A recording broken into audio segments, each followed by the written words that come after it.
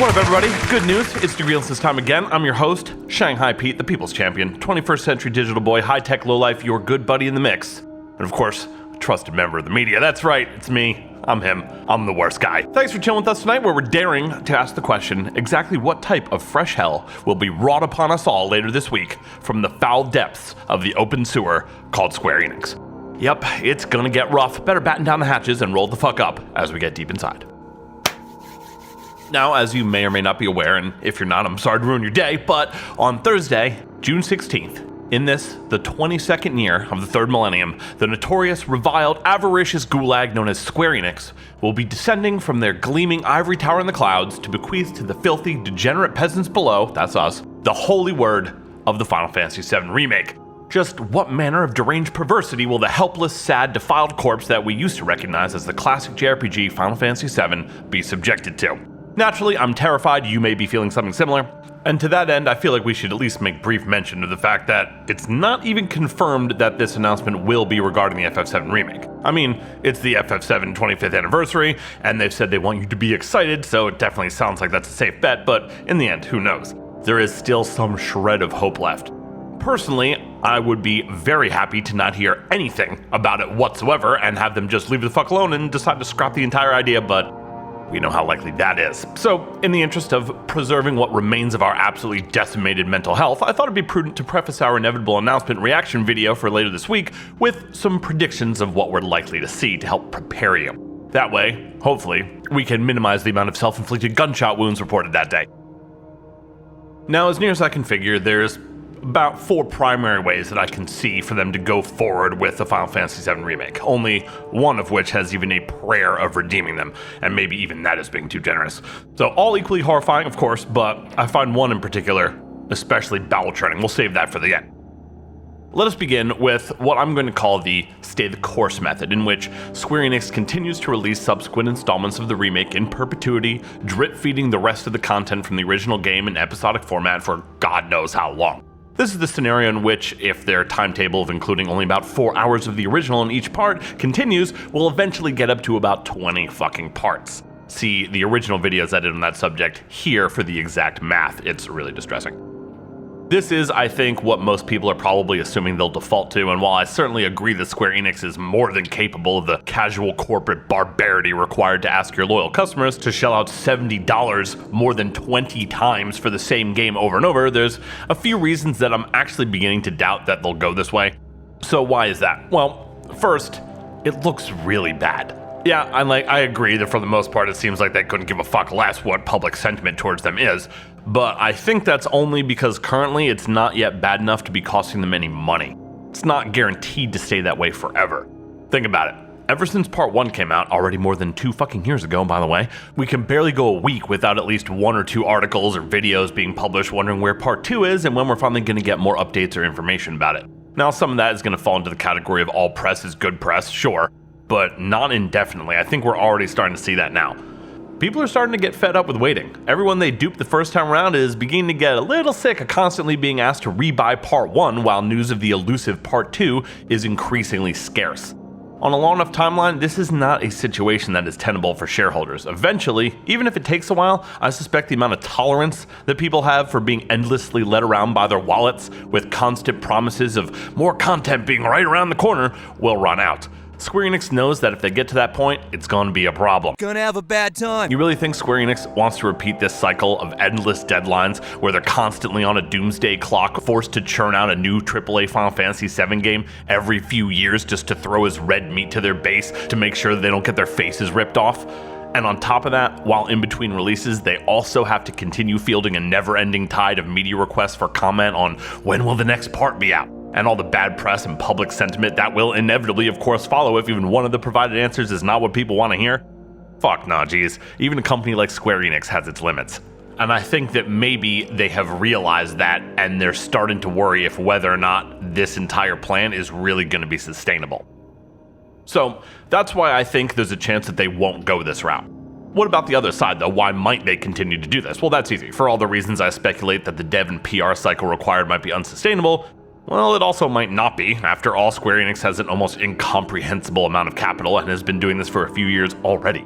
And so far, all the constant speculation and teasing does seem to be working in their favor, so it's certainly possible that their plan is to just keep doing this for as long as they can.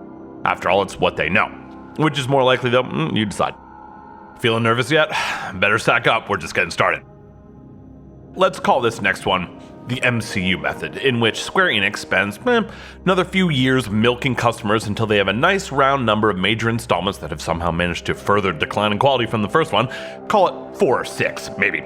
They'll sell these to you a minimum of 2 times each for at least $70 a pop, as well as the various so-called DLC nonsense like that silly Yuffie side quest, along with the predictable offerings of deluxe versions, which are of course never worth the asking price. Then, after no less than 10 years of an excruciating, drawn-out, slow-moving catastrophe, they release something like a mega collection for an absurd price point to further manipulate their already abused customers, effectively forcing them into buying back the garbage they just spent the last miserable 10 years collecting all over again, this time in a fancy box, maybe with a bikini outfit for Tifa.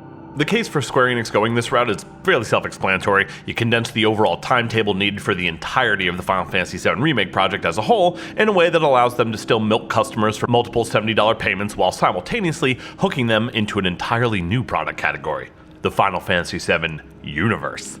This is a concept they've already been toying with for years. Dirge of Cerberus, Crisis Core, the Advent Children movie, Ever Crisis, that was the first phase. The Final Fantasy VII Remake is the second, designed to gaslight and indoctrinate the latest and biggest batch of customers into the now far broader, more modern FF7 universe ecosystem. That's right, boys, it may never go away. The Final Fantasy VII Remake might haunt us all the way to our graves. Fuck, at this rate, it might even put me into an early one. Now we arrive at what I consider to be the worst possible scenario, the live service. That's right, surprise! No more parts after the next one. Instead, all future parts will release as updates or expansions to Part 2. In this scenario, Square Enix, like many other devs at this point, have decided to do away with the nuisance of releasing actual games entirely, having long ago deduced that there are plenty of far easier and cheaper ways to dupe customers out of their money. Instead, they're following the example set by just about every app in a phone app store these days. Nope, no more one-time buy-it-and-done purchases, we're on to paywalls now. Now, there are only subscriptions. Going forward, if you want to see more of the FF7 Remake, you have to pay a monthly or maybe yearly subscription fee to Square Enix for the privilege of enjoying the FF7 Universe live service content. This has the benefit of securing monthly revenue from people with auto-pay fees, plus they're hooked into a standardized 24-hour always-on and available to take your money live service, with all the predatory microtransactions and manipulative virtual currency gimmicks that they can stuff in there. And if you've seen Diablo Immortal, you'll know that's a fucking lot. I mean, why go through all the nonsense and hassle of having to run expensive, time and resource-consuming marketing and hype campaigns for every separate new episodic release, when they can instead fool customers into setting up just one more monthly subscription auto payment that, with any luck, will just blend in with all the rest that everyone has on their credit card bills these days. No more actual deadlines, no more episodic release annoyances, plus a far cheaper software deployment pipeline, all covered under the umbrella of yet another nebulous live service, one with vague content promises and even lower quality standards, perhaps even a roadmap. Just think about it. Why struggle to get out an actual standalone game to get your $70 when instead you can just sit back and rake in millions automatically in subscription fees while doing little more than shitting out a few DLC outfits or something equally low effort every couple weeks? You really don't think people will rush to trample each other in a stampede to sign up for that? Of course they will. The games industry is like any other class, they just run numbers to figure out what to do. There's next to zero passion or creative sincerity involved in this shit. All business decisions are determined by spreadsheets and profit-to-risk ratios. And if they think that forcing people to subscribe to a live service is the best way to maximize that, I promise that's exactly what they'll do. Customers and fans, they can get fucked for all they care. So, which option do you think they'll go with? We'll have to wait till Thursday to find out. I did think it would be nice to end on a high note though, so let's talk about what a possible redemption arc might look like, what they could do, what they would do if they gave even the slightest fuck. It's actually really simple, you're probably already thinking it, it's what we've all been praying that they would do while simultaneously deep down knowing there's not a chance in fuck it'll happen. And that's this. Surprise! Part 2 is actually the entire rest of the game. It's even got a world map. We're sorry about that whole totally fucking you over thing that we did earlier. Our bad. Oof. Be pretty nice though, right? Per chance to dream. You'll never do that, Square Enix, but man. It'd be a lot cooler if you did. Woke up, smoke up, blunt, then I pass out. Pass out. Huh? woke up, what up, smoke up, blunt, then I'm back down. Back down. What? Yup, woke up, smoke up, blunt, then I pass out. Pass